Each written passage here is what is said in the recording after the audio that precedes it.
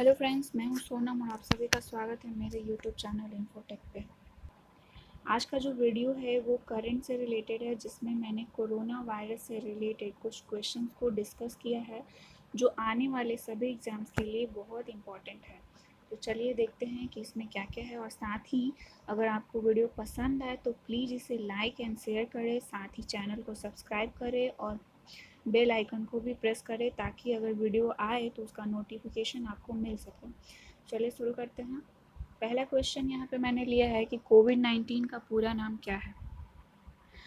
तो कोविड-19 का जो पूरा नाम है, इसमें CO फॉर कोरोना और VI फॉर वायरस और D फॉर डिजीज़। और यहाँ पे 19 इसलिए लगाया गया है क्योंकि इसका जो पता चला है, इस बीमारी के बारे में जो पता चला है वो 2019 में पता चला है, इसलिए इसे कोविड-19 नाम दिया गया है। साथ ही जब अगले क्वेश्चन की ओर बढ़ते हैं तो यहाँ पे आप देख सकते हैं कि कोविड-19 बीमारी के वायरस का नाम क्या है। मतलब कोविड-19 जो होता है जिस वायरस से, उसका नाम क्या है। तो उसका नाम है SARS-CoV-2। सार्स का फुल फॉर्म होता है severe acute respiratory syndrome corona virus 2। इस वायरस का पता 2002 में चला था, जो फैला था 2003 में आकर, जिसके बारे में वर्ल्ड हेल्थ ऑर्गेनाइजेशन ने कहा था कि इस बीमारी के कारण पूरे विश्व में लगभग 8,098 अप्रॉक्स इतने लोग जो हैं बीमार हुए थे और 774 लोगों की डेथ हुई थी इस बीमारी के कारण।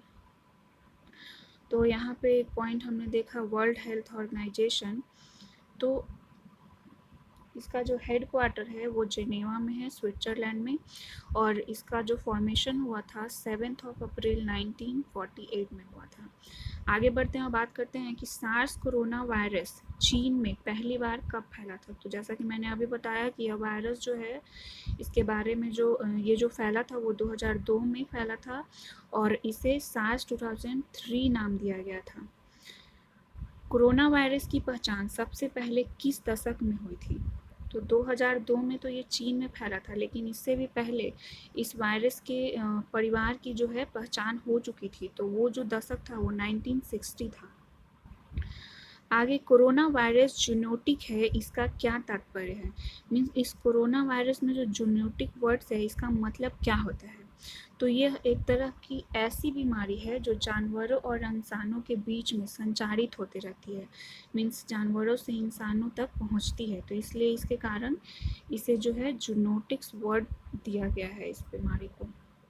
तो विश्व स्वास्थ्य संगठन मीन्स वर्ल्ड हेल्थ ऑर्गेनाइजेशन ने किस तारीख को कोरोना वायरस को महामारी के रूप में घोषित किया। तो इससे रिलेटेड जो डेट है वो है 11 मार्च 2020। इस दिन को वर्ल्ड हेल्थ ऑर्गेनाइजेशन ने कोरोना वायरस को है वो महामारी मीन्स पेंडेमिक घोषित कर दिया था। आगे बात करते हैं कि कोविड-19 मानव शरीर के किस भाग को प्रभावित करती है। मीन्स यदि किसी व्यक्ति को कोरोना वायरस हो जाता है तो उसके बॉडी का कौन सा पार्ट जो है वो डिफेक्टेड होता है, तो वो है फेफड़ा, लंग्स। नेक्स्ट क्वेश्चन है, कोरोना वायरस कोविड-19 के टेस्ट का नाम क्या है। तो कोरोना वायरस के टेस्ट का नाम जो है वो RT-PCR है, means reverse transcription polymers chain reaction. इससे पता चलता है कि कोई भी व्यक्ति जो है वो कोरोना पॉजिटिव है या नहीं। इस वायरस का नाम कोरोना क्यों पड़ा, मीन्स जो कोरोना वायरस है उसको कोरोना नाम से क्यों जाना जाता है। तो कोरोना वायरस की जो संरचना है वो एक मतलब कि मुकुट की तरह है, क्राउन की तरह है, जिसके कारण इसे कोरोना नाम दिया गया है। अगला क्वेश्चन है, कोरोना वायरस किस बीमारी से संबंधित है। तो कोरोना वायरस सार्स एंड मर्स से संबंधित है, जिसमें हमने सार्स के बारे में पीछे डिस्कस कर लिया। आगे हम इस मर्स के बारे में डिस्कस करेंगे कि ये क्या है। तो मर्स का फुल फॉर्म जो है वो है मिडिल ईस्ट रेस्पिरेटरी सिंड्रोम। यह एक तरह की स्पीसीज़ है, कोरोना ही वायरस की एक प्रजाति है, जिससे जो है ह्यूमन बॉडी तथा बैट और कैमल जैसे जो पशु पक्षी है वो प्रभावित होते हैं। जहाँ बात करें चमगादड़ की, तो चमगादड़ का इम्यून सिस्टम इतना मतलब मजबूत होता है कि वो इस वायरस को मतलब कंट्रोल कर सकता है, लेकिन ह्यूमन बॉडी जो है इतनी कैपेबल नहीं होती है कि वो इस वायरस को कंट्रोल कर सके, जिस कारण ह्यूमन बॉडी इस वायरस से ज़्यादा इन्फेक्टेड होती है। मर्स सबसे पहले किस देश में फैला? मर्स जो है MERS, ये किस देश में सबसे पहले फैला? तो जैसा कि इसका नाम है मिडिल ईस्ट, तो मिडिल ईस्ट कंट्रीज़ में ही पहले फैला होगा, तो ये सऊदी अरबिया में सबसे पहले फैला था 2012 में। नेक्स्ट क्वेश्चन है, कोरोना वायरस के पहले मामले की पहचान कहाँ हुई? तो कोरोना वायरस की जो पहचान हुई थी वो चीन के हुबेई में हुई थी, जिसकी जो कैपिटल है वो वुहान है। तो यदि क्वेश्चन आए इस तरह से कि कोरोना वायरस के पहले मामले की पहचान कहाँ हुई, तो आप हुबेई टिक करें, और यदि हुबेई ना हो ऑप्शन में तो आप वुहान को टिक कर सकते हैं। और यदि दोनों दे दिया हो, हुबेई भी और वुहान भी, तो आप हुबेई को टिक करें, क्योंकि यही इसका एग्जैक्ट लोकेशन है कोरोना वायरस का। नेक्स्ट, कोरोना वायरस किस प्रकार का वायरस है? तो कोरोना वायरस RNA टाइप का एक वायरस है।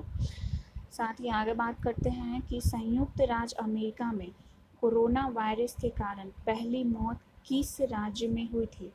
मीन्स कोरोना वायरस से अमेरिका के किस राज्य में पहली मौत हुई थी? तो वो है Washington DC, Washington. Next, Bharat में कोरोना वायरस से पहली मौत हुई कहाँ हुई? तो पहले हमने बात किया कि संयुक्त राज्य अमेरिका में पहली मौत किस राज्य में हुई। उसके बाद हम लोग यहाँ देख रहे हैं कि भारत में कोरोना वायरस से पहली मौत किस राज्य में हुई। जब भारत की बात करेंगे तो कर्नाटक आएगा, इसका सही आंसर कर्नाटक।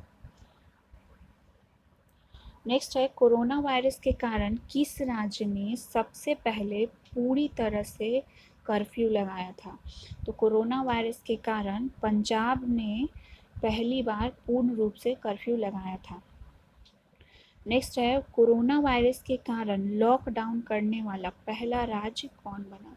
तो यहाँ पे है पूर्ण रूप से कर्फ्यू किस राज्य ने लगाया, तो अब आंसर होगा पंजाब। और वहीं अगर क्वेश्चन आया कि पूर्ण रूप से पहला वह राज्य जिसने लॉकडाउन घोषित किया, तो वो होगा राजस्थान। आगे बात करते हैं, तो कोरोना वायरस से मुकाबला करने के लिए ईरान ने 1962 में, जब कोरोना वायरस आया था तो उस समय ईरान ने किस संस्था से वित्तीय सहायता मांगी थी? तो वो है इंटरनेशनल मॉनेटरी फंड। इससे ईरान ने 1962 में कोरोना से बचाव के लिए वित्तीय सहायता मांगा था। IMF का full form international monetary fund, इसका जो हेडक्वार्टर है वॉशिंगटन DC में है, और इसका जो फॉर्मेशन हुआ था 27 दिसंबर 1945 में। इसकी जो वर्तमान में अध्यक्ष हैं वो क्रिस्टलिना जॉर्जिवा हैं, जो इससे पहले वर्ल्ड बैंक की अंतरिम चेयरमैन थी।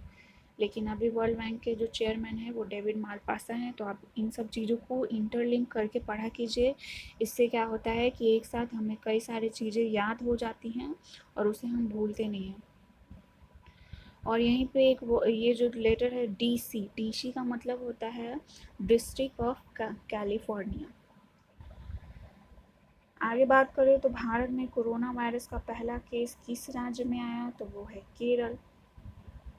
यहाँ पे 3 राज्यों के बारे में हमने बात किया कि पहला राज्य जिसने पूरा कर्फ्यू लगाया तो वो पंजाब, वह पहला राज्य जिसने लॉकडाउन घोषित किया तो वो है राजस्थान, और वह राज्य जहाँ पे कोरोना वायरस का पहला मामला आया तो वो है केरल। नेक्स्ट है, रैपिड एंटीबॉडी टेस्टिंग करने वाला भारत का प्रथम राज्य कौन बना? तो वो है राजस्थान।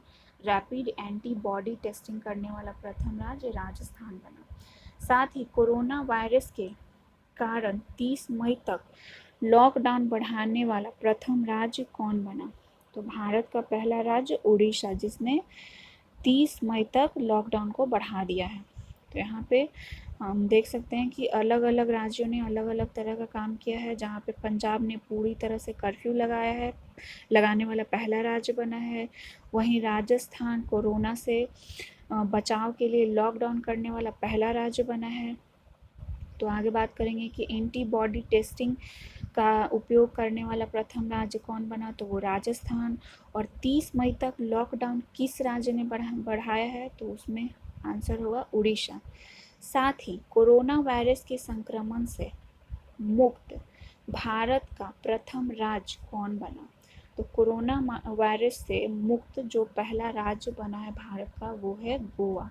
वहीं यदि पूर्वोत्तर राज्यों में बात की जाए कि भारत का कौन सा पूर्वोत्तर राज्य कोरोना वायरस से मुक्त घोषित कर दिया गया है, तो वो है मणिपुर। नेक्स्ट है कोरोना वायरस को महामारी घोषित करने वाला प्रथम राज्य, तो वो होगा हरियाणा। उड़ीसा 30 मई तक लॉकडाउन बढ़ाया। गोवा जहाँ पे कोरोना वायरस से संक्रमण खत्म हो गया है। मणिपुर पूर्वोत्तर राज्यों में है जहाँ से कोरोना वायरस का संक्रमण खत्म हो गया है। और वहीं हरियाणा जो कोरोना वायरस को महामारी घोषित करने वाला पहला राज्य बना था। भारत सरकार द्वारा किस दिन पहली बार एक दिन के लिए जनता कर्फ्यू लगाई गई थी, तो भारत सरकार द्वारा 22 मार्च 2020 को एक दिन के लिए जनता कर्फ्यू लगाई गई थी ताकि कोरोना वायरस का जो चेन है वो टूटे, बट ऐसा हुआ नहीं। नेक्स्ट क्वेश्चन है भारत सरकार द्वारा किस दिन 21 दिन के लिए संपूर्ण देश में लॉकडाउन किया गया था। मीन्स प्रथम चरण का लॉकडाउन जो था वो 21 दिन का था, तो वो कब से लागू हुआ, तो वो है आंसर होगा 25 मार्च 2020। तो यहाँ पे हमने 3 डेट के बारे में पढ़ा। एक है 11 मार्च 2020 जिस दिन वर्ल्ड हेल्थ ऑर्गेनाइजेशन ने कोरोना को महामारी घोषित किया था। वहीं 22 मार्च 2020 है जिस दिन भारत सरकार ने एक दिन के लिए जनता कर्फ्यू लगाया। उसके बाद है 25 मार्च 2020 जिस दिन लॉकडाउन का पहला चरण लागू हुआ था। आगे बात करते हैं तो कोरोना वायरस के कारण किस देश ने वर्चुअल G20 लीडर समिट बुलाने का फैसला किया है, तो G20 वर्चुअल समिट बुलाने का फैसला सऊदी अरब ने किया है। और इस प्रकार का वर्चुअल समिट जो है इससे पहले जापान जो है वो अरेंज कर चुका है 2015 में। नेक्स्ट है हाल ही में भारत में कोरोना वायरस के प्रसार को रोकने के लिए किस कानून को लागू किया गया है, तो कोरोना वायरस के प्रसार को रोकने के लिए भारत सरकार ने एपिडेमिक एक्ट 1897 लागू किया है। और ये एपिडेमिक एक्ट 1897 जो है वो एक तरह का कानून है जो ब्रिटिश भारत में लाया गया था। क्यों लाया गया था, तो बॉम्बे राज्य में जो है बॉम्बे में उस समय में बुबोनिक प्लेग नामक एक बीमारी हो गई थी और इसी से निपटने के लिए ब्रिटिश सरकार ने एपिडेमिक एक्ट 1897 को लागू किया था, जिसे हाल ही में भारत सरकार ने भी लागू किया है कोरोना वायरस से बचाव के लिए। नेक्स्ट है कोरोना वॉच मोबाइल ऐप किस राज्य ने विकसित किया है, तो corona watch mobile app Karnataka ने विकसित किया है। इस तरह से आगे बहुत सारे मोबाइल ऐप्स के बारे में हम लोग आगे पढ़ेंगे। इससे जो है क्वेश्चन मतलब काफ़ी मात्रा में एग्ज़ाम्स में पूछे जाते हैं और ज़्यादा संभावना होती है इस तरह के क्वेश्चन पूछे जाने की। तो आप इसे अच्छे से नोट कर लीजिए और इसका स्क्रीनशॉट आप चाहे तो ले सकते हैं। किस आईआईटी ने क्वारंटाइन मोबाइल ऐप को विकसित किया है, तो आईआईटी बॉम्बे ने क्वारंटाइन नामक एक मोबाइल ऐप को विकसित किया है। साथ ही अगला क्वेश्चन हमारा है कि किस राज्य ने मोदी किचन की शुरुआत की है, किस राज्य ने मोदी किचन की शुरुआत की है। तमिलनाडु ने अभी जो हाल ही में है जो मोदी किचन की शुरुआत की है। तमिलनाडु की जो कैपिटल है वो चेन्नई है। यहाँ के सीएम जो हैं के पलानीस्वामी हैं और गवर्नर बनवारी लाल पुरोहित। साथ ही यहाँ के हाई कोर्ट के जो जज हैं वो अमरेश्वर प्रताप शाही है जो इससे पहले बिहार के हाई कोर्ट के जज रह चुके हैं। नेक्स्ट है भारत ने सार्क कोविड-19 इमरजेंसी फंड में भारत ने सार्क कोविड-19 इमरजेंसी फंड में कितनी सहायता राशि देने की घोषणा की है? तो वो है $10 मिलियन की सहायता राशि देने के लिए भारत सरकार ने घोषित की है। यहीं पे हम लोग एक वर्ड देख रहे हैं सार्क, तो ये क्या है? इसका फुल फॉर्म होता है south Asian association for regional corporation. South Asian association for regional corporation, जिसे हिंदी में दक्षिण एशियाई क्षेत्रीय सहयोग संगठन कहा जाता है। इसका जो एस्टेब्लिशमेंट हुआ था 8 दिसंबर 1985 में किया गया था। और इसका जो हेड क्वार्टर है सार्क का वो है ढाका, बांग्लादेश। और अभी जो वर्तमान में जो सार्क के सदस्य हैं वो है इंडिया,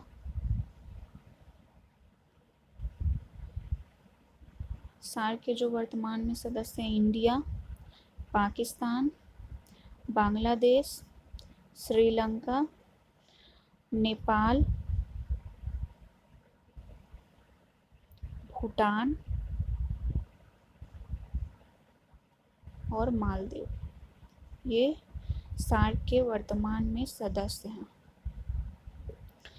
नेक्स्ट है कि इंस्टाग्राम ने कोरोना वायरस से जागरूक करने के लिए किस फीचर्स को लॉन्च किया है? तो इंस्टाग्राम ने एक फ़ीचर लॉन्च किया है अपने यूजर्स को जागरूक करने के लिए, वो है इंस्टाग्राम फीड। साथ ही फेसबुक ने भी कोरोना वायरस से जागरूकता के लिए एक फ़ीचर लॉन्च किया है और वो है corona virus information centre. Corona virus information centre. Google ने भी एक वेबसाइट लॉन्च किया है कोरोना वायरस से जागरूकता के लिए, वो है google.com/covid19। तो यहाँ पे हमने तीन फीचर्स के बारे में पढ़ा है। पहला है इंस्टाग्राम ने एक फ़ीचर लॉन्च किया है इंस्टाग्राम फीड, फेसबुक ने कोरोना वायरस इंफॉर्मेशन सेंटर और साथ ही गूगल ने जो वेबसाइट लॉन्च किया है वो है google.com/covid19। तो आज के लिए इतना ही। कैसा लगा आपको ये वीडियो आप कमेंट में ज़रूर बताएं। साथ ही वीडियो को लाइक शेयर करें, सब्सक्राइब करें चैनल को और बेल आइकन प्रेस करना बिल्कुल ना भूलें। Thank you so much.